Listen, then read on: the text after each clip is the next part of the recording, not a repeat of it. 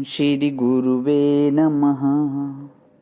अखंडानंदबोधाय शिष्यशांतापहारिणे सच्चिदानंदरूपाय रामाय गुरुवे नमः। ओम शांति शांति शांति। प्रणाम भगवान।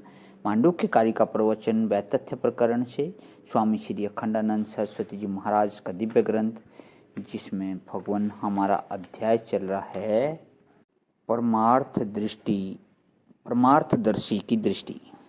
तो कल एक जो था मंत्र आया था, व्यास भगवान कहते हैं कि जैसे अंधकार में कोई रस्सी पड़ी हो और मालूम पड़े कि यह तो दरार है, सांप है, पानी में बुलबुले उठ रहे हों, कोई समझे कि देखने के लिए सुंदर सुंदर फूल खिल रहे हैं। अरे भाई, यह सृष्टि तो नष्ट होती है, इसमें से जो सुख खींचने जाएगा सो फंसेगा। इससे आगे लेते हुए कि देखो, अपने को पहले दुखी मानोगे तब तो दूसरे से सुख उधार लेने जाओगे। जो लोग सुख के लिए चाट की दुकान पर जाते हैं वे यह जानते हैं कि चाट में जो सुख है वह हमारे अंदर नहीं है। अपने में अभाव का अनुभव न हो तो सुख लेने के लिए दूसरे के पास कोई भिखारी बनकर क्यों जाए। अपने आप ठन ठन पाल है तो सुखादहीनम। अच्छा, दूसरे का सुख कब मिलेगा? एक आदमी को बच्चे का सुख मिल रहा था। एक आदमी को बच्चे का सुख मिल रहा था, गोद में लेकर खिला रहा था, नींद आ गई तो बच्चे का सुख कहाँ गया? एक आदमी को पत्नी का सुख मिल रहा था, नींद आ गई, अब वह नींद में कहाँ सुख आता है? नींद में तो एक दूसरे को भूल गए, याद भी नहीं आती, पहचान भी नहीं रहती। एक दिन क्या हुआ कि दो प्रेमी एक साथ सोए, एक को नींद आ गई और एक जागता रहा। अब जब वह नींद वाला उठा तो जागने वाले